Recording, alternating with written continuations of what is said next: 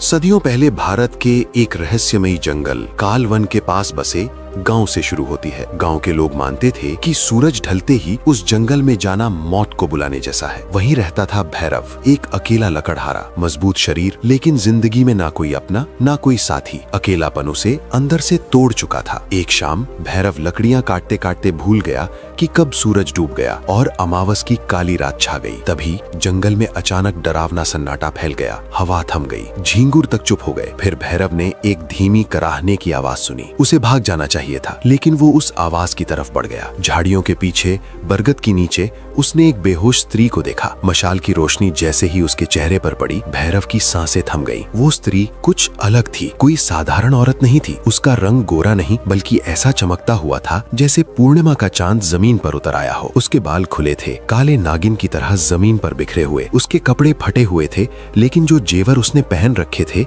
वो किसी महारानी के लग रहे थे। लेकिन सबसे अजीब बात क्या थी पता है? उसकी सुंदरता में एक अजीब सा डर था, एक ऐसा आकर्षण जो आपको अपनी तरफ खींचता तो है, लेकिन आपको पता होता है कि पास गए तो जल जाओगे। भैरव एक पल के लिए सम्मोहित हो गया। उसे लगा जैसे उसकी जिंदगी भर का अकेलापन आज खत्म होने वाला है। उसने झुककर देखा, वो जिंदा थी, लेकिन गहरी बेहोशी में। उसके माथे से खून बह रहा था। तभी भैरव की नजर उस स्त्री के हाथ पर गई। उसने अपने सीने से कुछ चिपका रखा था, बहुत जोर से। वो एक कलश था, एक गागर, मिट्टी का नहीं, तांबे का नहीं, वो शुद्ध सोने का बना हुआ कलश था। अब यहाँ रुकिए और गौर कीजिए। एक घने जंगल में रात के अंधेरे में एक बेहद खूबसूरत अकेली औरत और उसके हाथ में बेशकीमती सोने का कलश। ये कोई संयोग नहीं था, ये एक जाल था। भैरव की आंखों में चमक आ गई। एक तरफ वो सुंदर स्त्री जिसे पाकर उसका अकेलापन दूर हो सकता था, और दूसरी तरफ वो सोना जिससे उसकी गरीबी दूर हो सकती थी। यानी काम और कांचन, स्त्री और धन, दोनों एक साथ मिल गए थे। भैरव ने उस स्त्री को उठाने की कोशिश की, लेकिन जैसे ही उसने उस स्त्री को छुआ, उसे एक झटका लगा। बिजली का झटका नहीं, बल्कि ऐसा लगा जैसे उसने किसी बर्फ की सिल्ली को छू लिया हो। वो शरीर से बहुत ठंडी थी। फिर भी मोह में अंधा भैरव उसे अपने कंधों पर उठा लेता है। वो सोने की गागर भी उठा लेता है। लेकिन सुनिए, जैसे ही उसने वो गागर उठाई, जंगल में एक अजीब सी आवाज गूंजी, जैसे हजारों गिद्ध एक साथ पंख फड़फड़ा रहे हों। भैरव डर गया। उसने इधर उधर देखा, कोई नहीं था। उसने सोचा शायद उसका वहम है। वो उस स्त्री और कलश को लेकर अपने घर की तरफ भागा। गांव के किनारे सबसे अलग उसकी टूटी फूटी झोपड़ी की। वो उसे अंदर लाया, उसे अपनी खाट पर लिटाया, पानी के छींटे मारे। कुछ देर बाद उस स्त्री ने आंखें खोली। उसकी आंखें, उफ, उसकी आंखों में पुतलियां नहीं थी, बस गहरा कालापन था। लेकिन एक पल बाद वो सामान्य हो गई, एकदम इंसानों जैसी। वो उठकर बैठ गई, डरी हुई, सहमी हुई। भैरव ने पूछा, कौन हो तुम और उस जानलेवा जंगल में क्या कर रही थी? वो स्त्री चुप रही। उसने पूरे घर को देखा, फिर भैरव को देखा। उसकी आंखों में कोई पहचान नहीं थी। वो अपनी याददाश्त खो चुकी थी। उसने टूटी फूटी आवाज में कहा, मैं कौन हूँ? मुझे कुछ याद नहीं। भैरव के दिल में एक लड्डू फूटा। आप समझ रहे हैं ना क्यों? अगर उसे कुछ याद नहीं तो वो कहीं जाएगी भी नहीं। अब वो भैरव की हो सकती थी। भैरव ने तुरंत झूठ का सहारा लिया। उसने कहा, तुम सुरक्षित हो, मेरा नाम भैरव है, मैंने तुम्हें बचाया है। उस स्त्री ने भैरव को ऐसे देखा जैसे वो उसका भगवान हो। भैरव ने मन ही मन उसका नाम सोचा, मोहिनी, क्योंकि उसने भैरव का मन मोह लिया था। लेकिन असली खेल तो अब शुरू होना था। उसी रात, करीब आधी रात का वक्त रहा होगा, भैरव अपनी झोपड़ी के बाहर बैठा उस सोने की गागर को देख रहा था। वो गागर बहुत ही अद्भुत थी। उस पर अजीब तरह की नक्काशी बनी हुई थी। ऐसे जानवर और फूल बने थे जो इस दुनिया के नहीं लगते थे। तभी अंधेरे में सूखी पत्तों के कुचलने की आवाज आई। चर चर चर। कोई आ रहा था। भैरव ने जल्दी से गागर को अपनी चादर के नीचे छिपा लिया। उसने सोचा कोई गांव वाला होगा, लेकिन जब वो साया आग की रोशनी में आया तो भैरव के पसीने छूट गए। वो कोई गांव वाला नहीं था, वो एक साधु था, लेकिन वैसा साधु नहीं जैसा हम मंदिरों में देखते हैं। उसके कपड़े काले थे, गले में हड्डियों की माला थी, माथे पर लाल सिंदूर का एक बड़ा सा टीका था और हाथ में एक चिमटा था। वो एक कापालिक था। भैरव खड़ा हो गया। कौन हो तुम? यहाँ क्या कर रहे हो? तांत्रिक की नजरें सीधी झोपड़ी के दरवाजे पर थीं, जहां अंदर वो स्त्री सो रही थी। तांत्रिक ने एक भयानक मुस्कान के साथ कहा, मूर्ख लकड़हारे, तो जिसे घर में पनाह दे रहा है, तुझे अंदाजा भी है वो क्या है? भैरव का दिल धक से रह गया। उसे लगा ये तांत्रिक उस सोने की गागर को हथियाने आया है। भैरव ने कड़क कर कहा, वो एक अबला नारी है, घायल थी, मैंने उसे बचाया है, चले जाओ यहां से, वरना। तांत्रिक जोर से हंसा। उसकी हंसी इतनी डरावनी थी कि झोपड़ी की छत पर बैठे कबूतर भी उड़ गए। तांत्रिक बोला, अबला नारी? उसने अपनी लाल आंखों से भैरव को घूरा और कहा, रे मूर्ख, वो इंसान नहीं है, वो इस लोक की है ही नहीं, वो यक्षिणी है। ये शब्द सुनकर भैरव सन्न रह गया। यक्षिणी? कहानियों में सुना था कि यक्षिणियां बहुत सुंदर होती हैं, लेकिन बहुत खतरनाक भी। तांत्रिक ने आगे कहा, वो जंगल में कैद थी सदियों से, किसी श्राप के कारण। आज तूने उसे अपने घर लाकर उस श्राप को अपने गले लगा लिया है। उसके पास एक सोने का कलश भी होगा, है ना? भैरव ने अपनी मुट्ठी भींच ली। तुम्हें कैसे पता? तांत्रिक एक कदम आगे बढ़ा। क्योंकि मैं उसे ही ढूंढ रहा था। सुन भैरव, मेरी बात मान, अभी भी वक्त है। उस स्त्री को और उस कलश को मेरे हवाले कर दे। मैं उसे वापस उसकी दुनिया में कैद कर दूंगा। अगर तूने ऐसा नहीं किया तो तेरा वंश, तेरा नाम सब मिट जाएगा। अब यहां ध्यान दीजिए, भैरव के पास एक मौका था। ये वो पल था जब वो बच सकता था। नियति ने उसे चेतावनी भेजी थी, लेकिन इंसान का लालच वो उसे कभी सच देखने नहीं देता। भैरव ने सोचा, ये तांत्रिक झूठ बोल रहा है। ये मेरी मोहिनी की सुंदरता और उस सोने के कलश को हड़पना चाहता है। ये ढोंगी है। भैरव ने कुल्हाड़ी उठा ली। खबरदार, जो एक कदम भी आगे बढ़ाया वो मेरी है, अब वो कहीं नहीं जाएगी। तांत्रिक रुक गया। उसके चेहरे पर से हंसी गायब हो गई। उसने भैरव को एक ऐसी नजर से देखा जैसे उसे उस पर दया आ रही हो। तांत्रिक ने कहा, ठीक है, तेरी मर्जी, विनाश काले विपरीत बुद्धि। लेकिन लकड़हारे, एक आखिरी चेतावनी सुन ले और इसे अपने भेजे में बिठा ले। भैरव ने पूछा, क्या? तांत्रिक ने धीरे से फुसफुसाते हुए कहा, वो अपनी याददाश्त खो चुकी है, इसलिए शांत है। लेकिन जिस दिन उसने अपना असली चेहरा देख लिया, उस दिन वो कयामत लाएगी। भैरव को समझ नहीं आया। असली चेहरा मतलब? तांत्रिक ने अपनी झोली से एक इशारा किया उस कलश की तरफ। वो सोने का कलश, वो साधारण बर्तन नहीं है, वो उसकी राजमुद्रा है, वो आईना है उसका। जिस दिन उसने उस कलश में अपनी परछाई देख ली, उस दिन उसे सब याद आ जाएगा। उसकी शक्तियां, उसका गुस्सा, उसका अतीत सब लौट आएगा और फिर वो तुझे जिंदा नहीं छोड़ेगी। इतना कहकर तांत्रिक पलटा। जाते जाते वो बोला, याद रखना, उसे कभी अपना प्रतिबिंब, अपना चेहरा मत देखने देना, ना आईने में, ना पानी में, और ना ही उस सोने के कलश में। तांत्रिक अंधेरे में गायब हो गया। भैरव वहीं खड़ा रहा, हाथ में कुल्हाड़ी लिए, पसीने से लथपथ। अब भैरव के मन में डर बैठ गया था। क्या वो सच बोल रहा था? क्या अंदर सो रही वो मासूम सी मोहिनी सच में एक खूनी यक्षिणी है? भैरव धीरे धीरे झोपड़ी के अंदर गया। मोहिनी गहरी नींद में थी। उसका चेहरा फूल जैसा लग रहा था। नहीं, भैरव ने सोचा, ये कोई राक्षस नहीं हो सकती, ये तो देवी है। लेकिन फिर उसकी नजर कोने में रखे उस सोने के कलश पर पड़ी। दीपक की रोशनी में वो कलश चमक रहा था। भैरव ने ध्यान से देखा।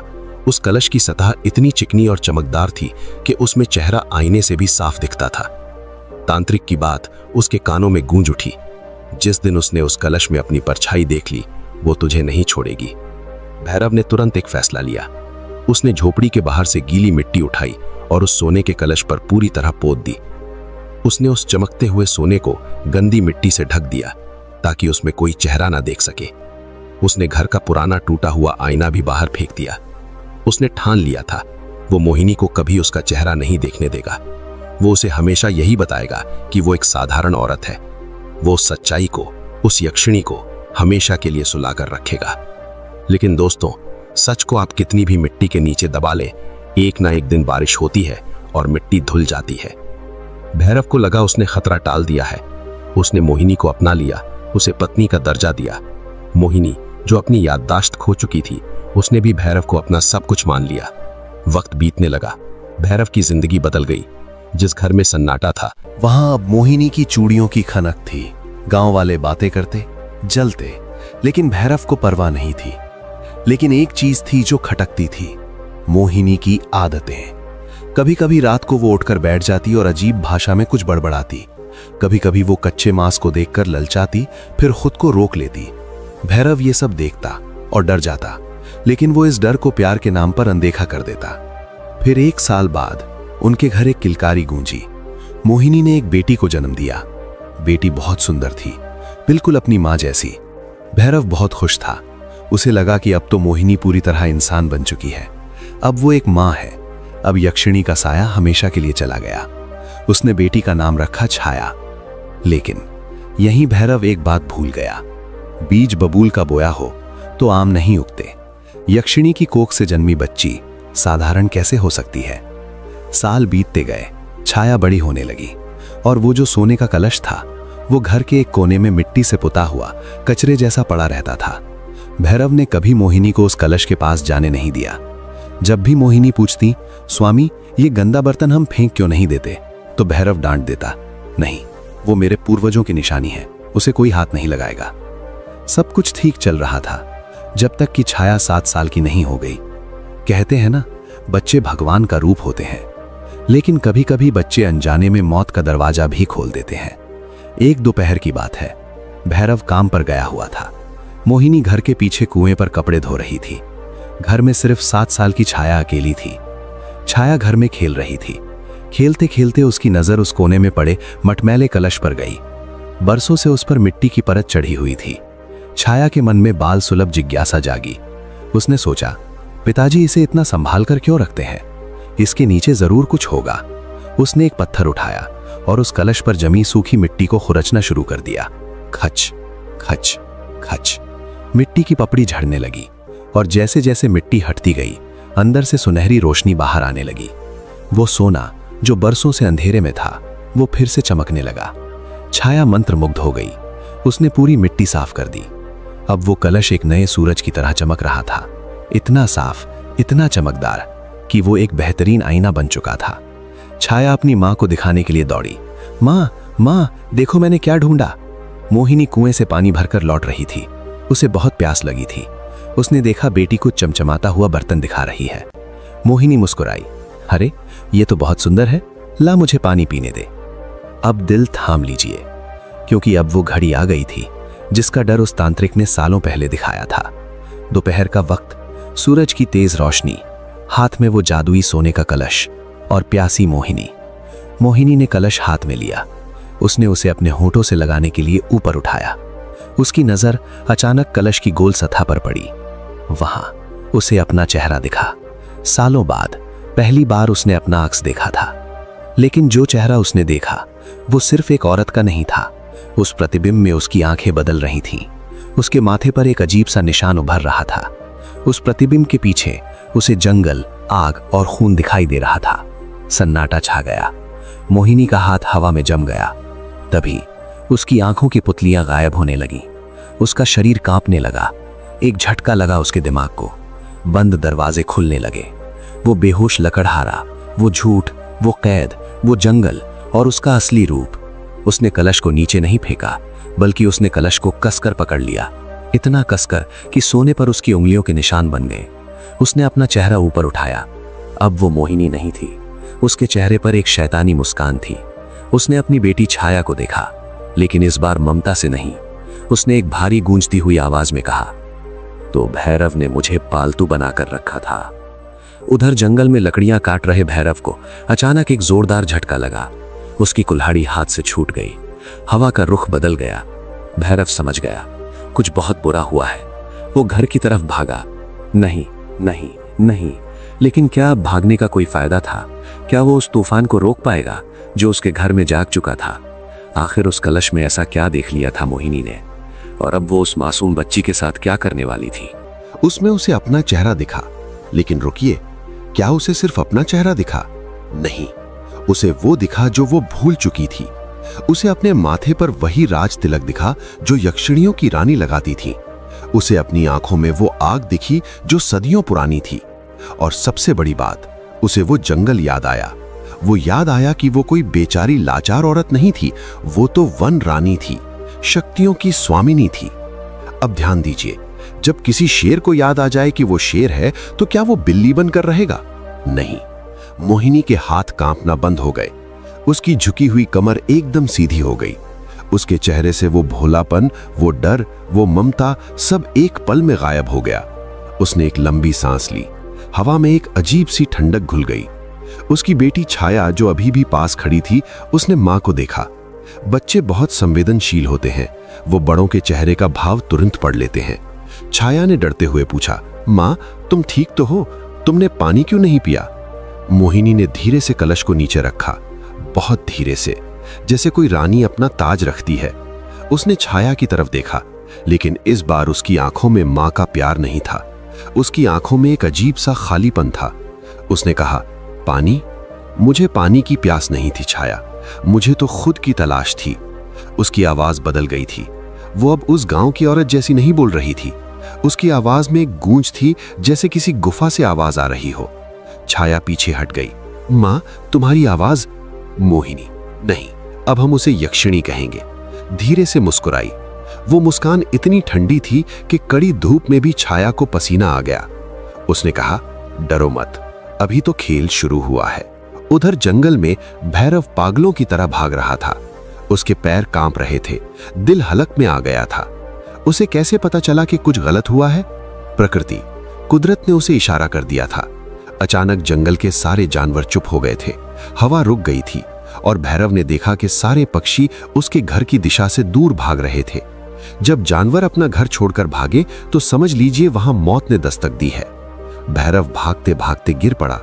उसके घुटने छिल गए, लेकिन उसे दर्द का एहसास नहीं हुआ। उसे सिर्फ तांत्रिक की वो बात याद आ रही थी, जिस दिन उसने अपना चेहरा देख लिया वो कयामत लाएगी। भैरव मन ही मन प्रार्थना कर रहा था, हे भगवान, बस एक बार मुझे घर पहुंचने दो। मैं सब ठीक कर दूंगा, मैं उसे मना लूंगा, मैं माफी मांग लूंगा। लेकिन आप भी जानते हैं और मैं भी, जब तीर कमान से निकल जाता है तो माफी से वापस नहीं आता। भैरव ने जंगल पार किया, गांव की सीमा पर पहुंचा। उसके घर के ऊपर काले बादल मंडराने लगे थे, जबकि बाकी गांव में धूप खिली थी। ये सिर्फ मौसम का बदलाव नहीं था, ये उस यक्षिणी के गुस्से का असर था। उसकी शक्तियां जाग रही थीं और प्रकृति उसके सामने झुक रही थी। भैरव अपने घर के आंगन में पहुंचा। वहां एकदम सन्नाटा था, ऐसा सन्नाटा जो शमशान में होता है। दरवाजा खुला था, अंदर अंधेरा था। भैरव ने दबी आवाज में पुकारा, मोहिनी, छाया। कोई जवाब नहीं। भैरव ने हिम्मत जुटाई और दहलीज लांघी। अंदर का नजारा देखकर उसका खून जम गया। कमरे के बीचों बीच मोहिनी बैठी थी, जमीन पर नहीं, लकड़ी की उस पुरानी चौकी पर जिस पर वो कभी नहीं बैठती थी। वो पालथी मारकर ऐसे बैठी थी जैसे किसी सिंहासन पर बैठी हो। उसके हाथ में वही सोने का कलश था और वो उसे बड़े गौर से देख रही थी। कोने में बेचारी छाया दुबकी हुई बैठी थी, रो रही थी लेकिन आवाज नहीं निकाल पा रही थी, जैसे किसी ने उसका मुंह बंद कर दिया हो। भैरव ने छाया को देखा, फिर मोहिनी को। उसने लड़खड़ाते हुए कहा, मोहिनी, ये सब क्या है?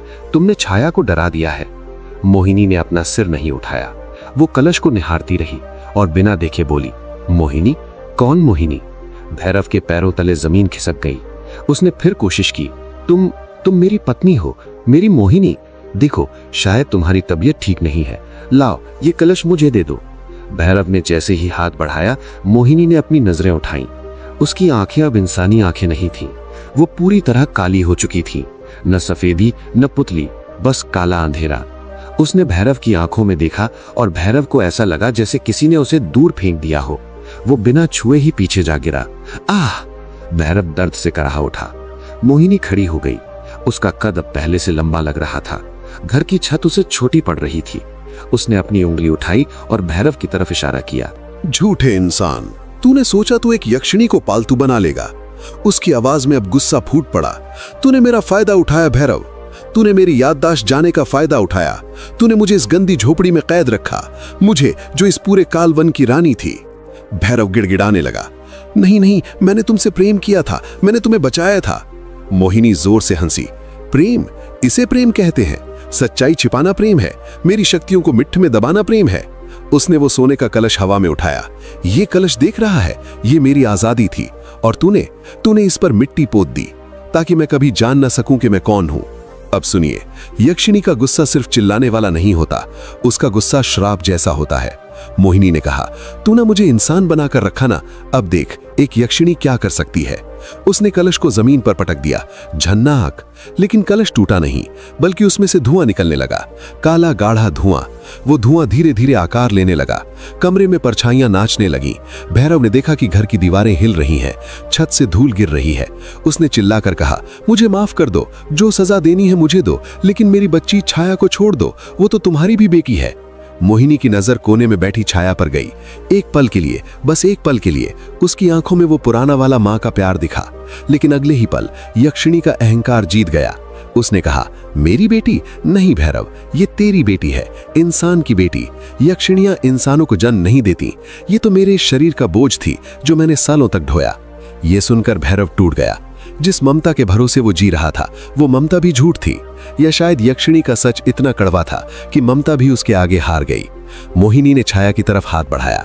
छाया हवा में उठ गई, जैसे कोई अदृश्य हाथ उसे ऊपर खींच रहा हो। पिताजी बचाओ, छाया चिल्लाई।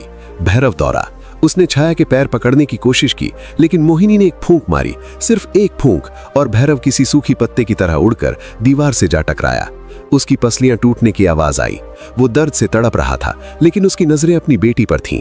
मोहिनी अब दरवाजे की तरफ बढ़ी। हवा में लटकी हुई छाया उसके पीछे पीछे खींची चली जा रही थी। मोहिनी ने बाहर जंगल की तरफ देखा। शाम हो चुकी थी, अंधेरा गहरा रहा था। उसने एक अजीब सी आवाज निकाली, हूं ऊ।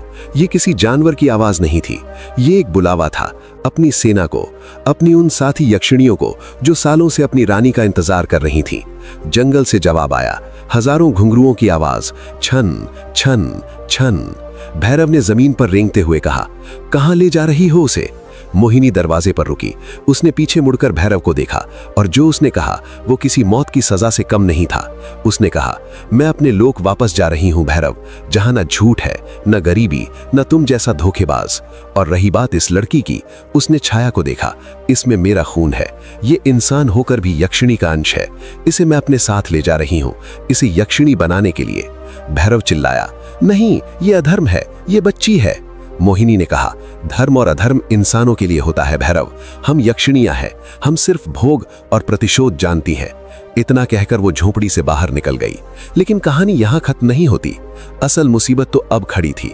जैसे ही मोहिनी ने घर से बाहर कदम रखा, जंगल की सीमा पर काले घोड़ों पर सवार, सफेद कपड़ों में लिपटी हुई दर्जनों आकृतियां दिखाई दी। यक्षिणी की सेना आ चुकी थी। भैरव अपने टूटे हुए शरीर के साथ दरवाजे तक घिसट कर आया। उसने देखा कि उसकी पत्नी, जो अब एक महारानी लग रही थी, उन भयानक सायों के बीच जा रही है, और उसकी नन्ही सी बेटी हवा में झूलती हुई उनके साथ जा रही है। भैरव ने पूरी ताकत लगाकर आवाज दी, रेशमा। मोहिनी का असली नाम था। ये नाम सुनते ही यक्षिणी के कदम रुक गए। उसने पलटकर नहीं देखा, लेकिन हवा में उसकी आवाज गूंजी, रेशमा मर चुकी है भैरव, अब सिर्फ विशालाक्षी जिंदा है। और याद रखना, अगर तूने मेरा पीछा करने की कोशिश की तो जिस जंगल ने मुझे पनाह दी थी वही जंगल तेरी कब्र बनेगा। भैरव वहीं चौखट पर गिर पड़ा। बेहोश होने से पहले उसने देखा कि वो सारे साए जंगल के अंधेरे में गायब हो गए। घर खाली हो गया। न पत्नी रही, न बेटी, न वो सोने का कलश। बस रह गया तो एक टूटा हुआ आदमी और उसका झूठ। लेकिन सवाल यह है दोस्तों, क्या एक पिता अपनी बेटी को इतनी आसानी से जाने देगा? क्या भैरव हार मान लेगा, या फिर उस पुराने तांत्रिक की कोई बात उसे याद आएगी? क्योंकि याद कीजिए, उस तांत्रिक ने जाते जाते कुछ और भी कहा था, कुछ ऐसा जो भैरव ने उस वक्त नहीं सुना था। लेकिन अब वही उसकी आखिरी उम्मीद थी। वो उम्मीद क्या थी, और क्या एक साधारण लकड़हारा यक्षिणियों की दुनिया से अपनी बेटी को वापस ला पाएगा? पिताजी बचाओ। भैरव ने अपनी टूटी हुई पसलियों पर कपड़ा बांधा। उसने अपनी कुल्हाड़ी उठाई, लेकिन इस बार वो लकड़ी काटने नहीं जा रहा था, वो रास्ता ढूंढने जा रहा था। वो जानता था कि यक्षिणी कहां गई है, ये सिर्फ एक ही इंसान बता सकता है, वही तांत्रिक जिसे उसने दुत्कार कर भगा दिया था। भैरव घिसटते हुए जंगल के उस पार शमशान घाट पहुंचा। वहां हवा में राख उड़ रही थी, जलती हुई चिताओं की गंध थी। वहां एक पुराने पीपल के पेड़ के नीचे वो तांत्रिक बैठा था। वो एक जलती हुई खोपड़ी में कुछ पका रहा था। भैरव को देखते ही तांत्रिक हंसा। आ गया, मैंने कहा था ना लकड़हारे, जिस दिन वो जागेगी कयामत लाएगी। भैरव उसके पैरों में गिर पड़ा। बाबा, मुझे माफ कर दो, मैं अज्ञानी था, मैं मोह में अंधा था। मेरी बेटी, वो मेरी बेटी को ले गई। तांत्रिक ने अपना चिमटा जमीन पर मारा। वो उसकी भी बेटी है मूर्ख। यक्षिणी अपना वंश आगे बढ़ाना चाहती है। वो उस बच्ची को इंसान नहीं रहने देगी, वो उसे भी यक्षिणी बना देगी। भैरव कांप गया। नहीं, ऐसा नहीं हो सकता, मुझे रास्ता बताओ बाबा, वो किस लोक में गई है? मैं अपनी छाया को वापस लाऊंगा। तांत्रिक ने अपनी लाल आंखों से भैरव को घूरा। रास्ता तो मौत से होकर गुजरता है। यक्षिणी लोक इस धरती पर नहीं है, वो पाताल और धरती के बीच एक मायावी दुनिया है। वहां इंसान जिंदा नहीं जा सकता। भैरव ने अपनी कुल्हाड़ी तांत्रिक के सामने रख दी। तो मुझे मार दो, मेरी आत्मा जाएगी, लेकिन मैं हार नहीं मानूंगा। अब यहां ध्यान दीजिए, तांत्रिक कोई साधु नहीं था, वो एक अघोरी था। उसके लिए भावनाएं नहीं, फायदा मायने रखता था। तांत्रिक ने सोचा, अगर ये लकड़हारा यक्षिणी लोक तक पहुंच गया तो शायद वो सोने का कलश वापस ला सकता है, वो कलश जो मुझे अमर कर सकता है। देख रहे हैं आप, मदद के पीछे भी मतलब छिपा होता है। दुनिया में मुफ्त सिर्फ हवा मिलती है और वो भी अब दूषित हो गई है। तांत्रिक ने कहा, उठ भैरव, तुझे मरने की जरूरत नहीं है, लेकिन वहां जाने की एक कीमत है। भैरव ने पूछा, क्या कीमत? तांत्रिक बोला, तेरा सुख।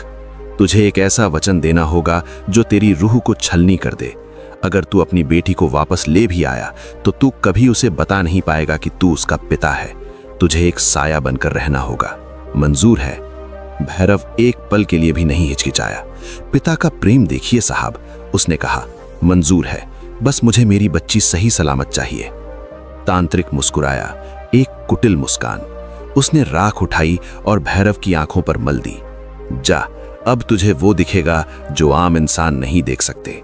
जंगल के बीचों बीच जो काली झील है वही दरवाजा है, उसमें कूद जा। अगर तेरा प्यार सच्चा हुआ तो तू पार हो जाएगा, और अगर मन में जरा भी डर हुआ तो वो झील तुझे निगल जाएगी। भैरव वहां से भागा। तांत्रिक की दी हुई दृष्टि से अब जंगल बदल चुका था। जो पेड़ पहले हरे दिखते थे अब वो सूखे कंकाल जैसे लग रहे थे। हवा में जो खुशबू थी वो अब सड़े हुए मांस की बदबू बन गई थी। ये थी उस जंगल की असली सूरत, काल वन का असली रूप।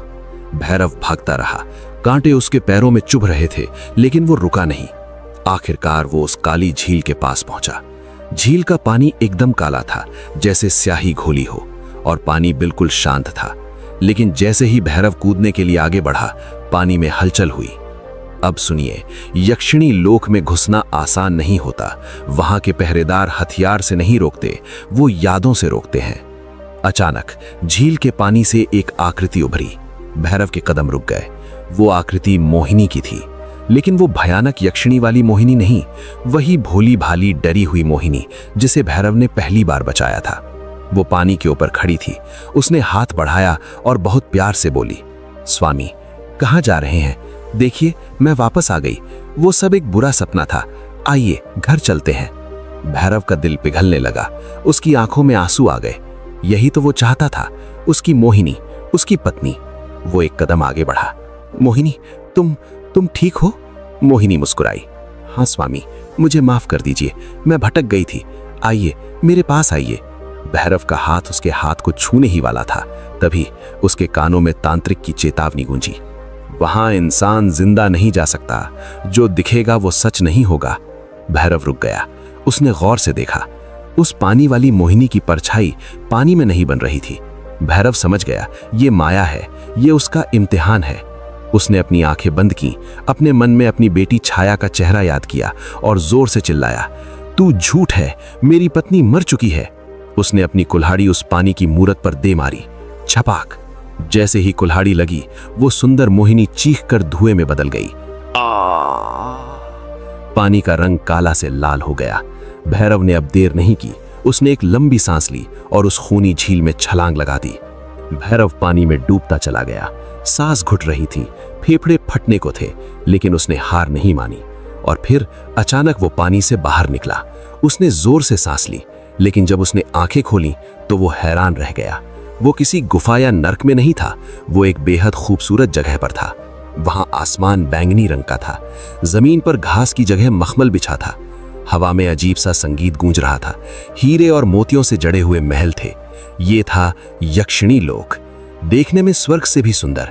लेकिन आप जानते हैं ना, जहरीले फूल अक्सर सबसे ज्यादा सुंदर होते हैं। भैरव पानी से बाहर निकला।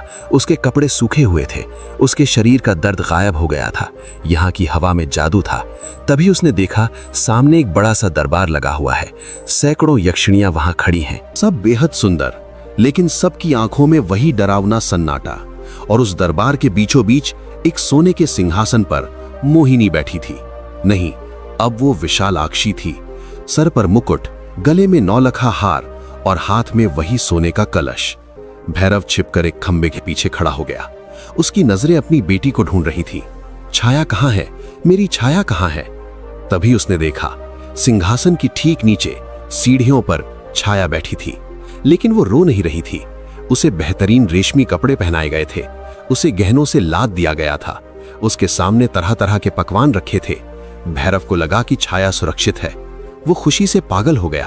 वो चिल्लाना चाहता था, छाया, मैं आ गया। लेकिन तभी कुछ ऐसा हुआ जिसने भैरव के रोंगटे खड़े कर दिए। विशालाक्षी, मोहिनी ने छाया के सर पर हाथ रखा और बड़े प्यार से पूछा, पुत्री, तुझे अपने पिछले जीवन की कोई याद सता रही है? छाया ने ऊपर देखा। भैरव ने उम्मीद की कि छाया कहेगी, मुझे पिताजी के पास जाना है। लेकिन छाया ने एक खाली नजर से अपनी मां को देखा और कहा, पिछला जीवन? कौन सा जीवन मां? मुझे तो बस ये याद है कि मैं इस लोक की राजकुमारी हूं। भैरव का दिल टूट कर बिखर गया। क्या सुन रहा था वो? उसकी बेटी उसे भूल गई? सिर्फ एक दिन में? नहीं, ये साधारण भूलना नहीं था। भैरव ने गौर से देखा। छाया कुछ खा रही थी। वो कोई फल था, लाल रंग का फल। यहाँ एक बहुत पुरानी कहावत है दोस्तों, परदेस का पानी और पाताल का दाना इंसान को उसका घर भुला देता है। यक्षिणी ने उसे अपने लोक का भोजन खिला दिया था। अब छाया की याददाश्त मिट रही थी। उसका इंसानी हिस्सा मर रहा था। भैरव समझ गया, अगर उसने अभी कुछ नहीं किया तो अगले कुछ पलों में उसकी बेटी हमेशा के लिए यक्षिणी बन जाएगी। उसने सोचा, मेरे पास हथियार नहीं है, मेरे पास जादू नहीं है, लेकिन मेरे पास एक सच है। भैरव खंबे के पीछे से निकल आया। उसने परवाह नहीं की कि वहां सैकड़ों यक्षिणियां हैं। उसने जोर से आवाज लगाई, छाया, अपनी गुड़िया याद करो, वो लकड़ी की गुड़िया जो मैंने बनाई थी। पूरे दरबार में सन्नाटा छा गया। संगीत रुक गया। सैकड़ों गर्दनें एक साथ घूमी भैरव की तरफ। विशालाक्षी की आंखों में आग लग गई। वो खड़ी हो गई। तुम यहां तक आ गए? लेकिन भैरव की नजर सिर्फ छाया पर थी। छाया ने जब वो आवाज सुनी तो उसके हाथ से वो फल छूट गया। उसकी आंखों में एक पल के लिए चमक आई। पिताजी? भैरव दौड़ा, सिंहासन की तरफ दौड़ा, लेकिन विशालाक्षी ने अपना हाथ उठाया। रोक लो इसे। चारों तरफ से यक्षिणियां हवा में उड़ी। उन्होंने भैरव को घेर लिया। किसी ने उसके बाल पकड़े, किसी ने हाथ मरोड़ा। भैरव को जमीन पर पटक दिया गया। वो चीखता रहा, छाया, ये सब झूठ है, ये तेरी मां नहीं, ये डायन है। विशालाक्षी सीढ़ियों से नीचे उतरी। वो भैरव के पास आई। उसने अपना पैर भैरव की छाती पर रखा। मूर्ख इंसान, विशालाक्षी ने फुसफुसाते हुए कहा, तूने यहां आकर अपनी मौत को दावत दी है। मैं तुझे मार सकती थी, लेकिन नहीं, मौत तो बहुत आसान सजा है। उसने अपनी बेटी छाया की तरफ देखा। छाया अब कंफ्यूज दिख रही थी। उसे सर में दर्द हो रहा था। विशालाक्षी ने कहा, छाया, देख इस आदमी को, क्या तू इसे पहचानती है? अब असली खेल शुरू हुआ। ये इम्तिहान था। अगर छाया ने कह दिया हां तो यक्षिणी का जादू टूट जाएगा, और अगर छाया ने कह दिया नहीं तो भैरव जीते जी मर जाएगा। छाया धीरे धीरे आगे बढ़ी। वो भैरव के चेहरे के पास आई। भैरव की आंखों में आंसू थे। बेटी, मैं हूं, तेरा बापू। छाया ने उसे गौर से देखा। उसकी पुतलियां फैल रही थीं। वो अपना सर पकड़े हुए थी। फिर उसने अपनी मां की तरफ देखा। मां की आंखों में एक सम्मोहन था। छाया ने फिर भैरव को देखा और धीरे से कहा, मैं तुम्हें जानती हूं। भैरव के चेहरे पर मुस्कान आ गई, लेकिन छाया ने अपनी बात पूरी की। तुम वही हो ना जो मेरे सपनों में आकर मुझे डराते थे? तुम वही राक्षस हो जिसने मेरी मां को कैद किया था? भैरव सन्न रह गया। ये क्या कह रही थी छाया? यक्षिणी ने उसकी यादों को मिटाया नहीं था, उसने यादों को बदल दिया था। उसने छाया के दिमाग में ये भर दिया था कि उसका पिता कोई रक्षक नहीं बल्कि एक राक्षस था। भैरव की चीख गले में ही अटक गई। उसकी अपनी बेटी उसे नफरत से देख रही थी। विशालाक्षी जोर जोर से हंसी। देख लिया भैरव, इसे कहते हैं असली प्रतिशोध। अब तेरी बेटी तुझे पहचानेगी नहीं बल्कि तुझे अपने हाथों से सजा देगी। विशालाक्षी ने छाया के हाथ में तलवार थमा दी। ले पुत्री, खत्म कर दे इस अपने डर को, काट दे इसका गला ताकि हम हमेशा के लिए आजाद हो सके। 7 साल की बच्ची, हाथ में नंगी तलवार और सामने जमीन पर पड़ा उसका अपना पिता। छाया ने तलवार उठाई। उसके हाथ कांप नहीं रहे थे क्योंकि उसकी आंखों पर यक्षिणी का जादू चढ़ा हुआ था। भैरव ने आंखें बंद कर ली। अगर मेरे मरने से तुझे शांति मिलती है बेटी तो मार दे। छाया ने तलवार ऊपर उठाई और वार किया। खचाक। क्या भैरव मारा गया या फिर ऐन मौके पर कुछ ऐसा हुआ जिसने यक्षिणी के इस माया जाल को भी हिलाकर रख दिया? क्योंकि याद रखिए, भैरव के पास भले ही हथियार ना हो, लेकिन उसके पास उस तांत्रिक का दिया हुआ एक वचन अभी भी बाकी था। और वो सोने का कलश जो पास ही रखा था, उसमें अचानक एक दरार पड़नी शुरू हो गई थी। खून गिरा, लेकिन किसका? तलवार नीचे आई, लेकिन भैरव की गर्दन पर नहीं। तलवार भैरव के कान के पास से गुजरती हुई जमीन में धंस गई। खचाक। पूरे दरबार में सन्नाटा छा गया। यक्षिणियां हैरान रह गईं। विशालाक्षी की आंखों में गुस्सा भर गया। छाया कांप रही थी। उसकी आंखों पर चढ़ा वो काला जादू एक पल के लिए धुंधला हो गया था। उसने अपने नन्हे हाथों को देखा जो तलवार पकड़े हुए थे। उसकी आंखों से एक आंसू टपका और भैरव के गाल पर गिरा। अब ध्यान दीजिए, दुनिया का कोई भी जादू, कोई भी मंत्र खून के रिश्ते से बड़ा नहीं होता। छाया का दिमाग भूल चुका था, लेकिन उसका दिल अभी भी धड़क रहा था। एक पिता के लिए भैरव ने मौके का फायदा उठाया। उसने छाया को धक्का नहीं दिया, उसने छाया को अपनी छाती से लगा लिया। मेरी बच्ची, तू मुझे मार सकती है, लेकिन मैं तुझे उस राक्षसी के पास नहीं छोड़ सकता। विशालाक्षी अपनी गद्दी से उठी। राक्षसी? उसकी आवाज से महल के खंबे हिल गए। तूने मेरी बेटी का हाथ कैसे पकड़ा? छाया, मार उसे, अभी मार। लेकिन छाया अब रो रही थी। वो कंफ्यूज थी। मां, पिताजी, मुझे कुछ समझ नहीं आ रहा। विशालाक्षी ने अपना हाथ हवा में उठाया। उसकी उंगलियों से काली बिजली निकलने लगी। अगर तू इसे नहीं मारेगी तो मैं तुम दोनों को राख बना दूंगी। भैरव समझ गया कि वो ताकत से नहीं जीत सकता। उसकी नजर सिंहासन के पास रखे उस सोने के कलश पर गई। वही कलश जो इस सारे फसाद की जड़ था। वही कलश जिसे तांत्रिक ने यक्षिणी की राजमुद्रा बताया था। भैरव ने एक झपट्टा मारा। जान की परवाह किए बिना वो बिजली की रफ्तार से दौड़ा और विशालाक्षी के कुछ करने से पहले उसने वो सोने का कलश उठा लिया। भैरव ने कलश को हवा में उठाया और जमीन पर पटकने का नाटक किया। रुक जाओ। विशालाक्षी के कदम वहीं जम गए। उसका वो भयानक गुस्सा अचानक डर में बदल गया। उसने अपना हाथ नीचे कर लिया। नहीं भैरव, उसे मत गिराना। भैरव हाँफ रहा था। क्यों, डर गई? यही है ना तेरी जान, इसी में बसती है ना तेरी ताकत। विशालाक्षी की आंखों में एक अजीब सी बेबसी दिखी। उसने कहा, वो मेरी जान नहीं, वो मेरी आजादी है भैरव। अगर वो टूटा तो मैं फिर से उसी श्राप में कैद हो जाऊंगी जिससे तूने मुझे अनजाने में बचाया था। मैं वापस उसी अंधेरे कुएं में गिर जाऊंगी जहां मैं सदियों से थी। भैरव को लगा कि जीत उसकी हुई। उसने कड़क कर कहा, तो फिर सौदा मंजूर कर। मेरी बेटी को छोड़ दे, उसे उसका इंसानी रूप वापस दे और मैं तुझे ये कलश दे दूंगा। अब यहां सुनिए। यक्षिणी ने एक गहरी सांस ली। उसने एक बार छाया को देखा जो डरी हुई खड़ी थी। फिर उसने भैरव को देखा और वो मुस्कुराई। वो मुस्कान जीत की नहीं थी, वो मुस्कान एक बहुत ही कड़वे सच की थी। उसने कहा, मूर्ख इंसान, तुझे अभी भी नहीं समझा। तुझे लगता है तू जीत रहा है। भैरव ने कलश को कसकर पकड़ा। मतलब? विशालाक्षी धीरे धीरे सीढ़ियों से नीचे उतरी। तू छाया को ले जाना चाहता है, ले जा, लेकिन क्या तूने सोचा है कि वो मेरे लोक का लाल फल खा चुकी है? भैरव के हाथ कांप गए। विशालाक्षी ने समझाया, जिसने पाताल का अन्न खा लिया वो धरती पर जिंदा नहीं रह सकता। अगर तू इसे यहां से ले गया तो जैसे ही सूरज की पहली किरण इस पर पड़ेगी, इसका शरीर राख बन जाएगा। भैरव सन्न रह गया। पांव तले जमीन खिसक गई। क्या ये सच था या कोई चाल? भैरव चिल्लाया, तू झूठ बोल रही है। विशालाक्षी ने कहा, मैं यक्षिणी हूं भैरव।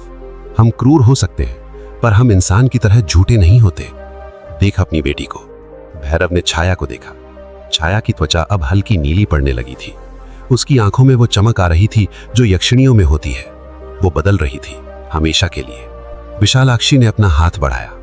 तेरे पास दो ही रास्ते हैं भैरव। पहला रास्ता, कलश फोड़ दे, मुझे कैद कर दे, लेकिन तेरी बेटी भी मर जाएगी। दूसरा रास्ता, मुझे मेरा कलश दे दे, मैं अपनी दुनिया में वापस चली जाऊंगी और छाया, वो मेरे साथ जाएगी, जिंदा रहेगी, अमर रहेगी, एक राजकुमारी की तरह। अब आप सोचिए, एक पिता के दिल पर क्या गुजरी होगी। एक तरफ अपनी बेटी को पाने की जिद और दूसरी तरफ उसकी जान। अगर साथ ले गया तो वो मर जाएगी और अगर छोड़ दिया तो वो हमेशा के लिए एक यक्षिणी बन जाएगी। भैरव की आंखों से आंसू बहने लगे। उसका हाथ ढीला पड़ गया। वो सोने का कलश जो उसे इतना भारी लग रहा था, अब उसे अपने पापों का बोझ लग रहा था। उसने छाया की तरफ देखा। छाया ने उसे देखा और धीमे से कहा, बाबू, मुझे नींद आ रही है। भैरव टूट गया। उसने समझ लिया कि वो हार चुका है। उसने अपनी बेटी को बचाने के लिए उसे खोने का फैसला कर लिया। उसने वो सोने का कलश धीरे से जमीन पर रख दिया। दृश्य 3, विदाई और धोखा। विशालाक्षी ने कलश उठा लिया। उसके चेहरे पर जीत की चमक आ गई। उसने छाया का हाथ पकड़ा। चल पुत्री, हमारा समय हो गया। भैरव घुटनों के बल बैठ गया। कम से कम उसे मुझसे विदा तो लेने दे, एक बार गले तो लगने दे। विशालाक्षी रुकी। उसने मुड़कर भैरव को देखा और यहां उसने वो आखिरी वार किया जो तलवार से भी गहरा था। उसने कहा, विदा? कैसी विदा भैरव? तुझे क्या लगा मैंने तुझे माफ कर दिया? भैरव ने सिर उठाया। क्या? विशालाक्षी ने कलश को अपनी छाती से लगाया और बोली, तूने मुझसे मेरी यादें छीनी थी, तूने मुझे धोखे में रखा था, तो आज मैं तुझे वही सजा दूंगी। उसने छाया के माथे पर हाथ रखा और एक मंत्र पढ़ा। छाया की आंखें एक पल के लिए बंद हुई और फिर खुली। जब वो खुली तो उनमें भैरव के लिए कोई प्यार नहीं था, कोई पहचान नहीं थी, बिल्कुल कोरा कागज। विशालाक्षी ने हंसते हुए कहा, अब ये तुझे याद नहीं रखेगी, इसके लिए तू मर चुका है। तू जी, अपनी बाकी जिंदगी इस याद के साथ जी कि तेरी बेटी जिंदा है, लेकिन वो तुझे नहीं जानती। भैरव चीखा। नहीं। उसने दौड़ने की कोशिश की, लेकिन यक्षिणी की सेना ने उसे घेर लिया। घोड़ों की टापें गूंजी, अंधेरा छाने लगा। विशालाक्षी, छाया और वो पूरी सोने की लंका सब धुएं में बदलने लगे। जाते जाते विशालाक्षी ने वो सोने का कलश, वही कलश जिसके लिए भैरव ने अपनी ईमानदारी बेची थी, उसे भैरव की तरफ उछाल दिया।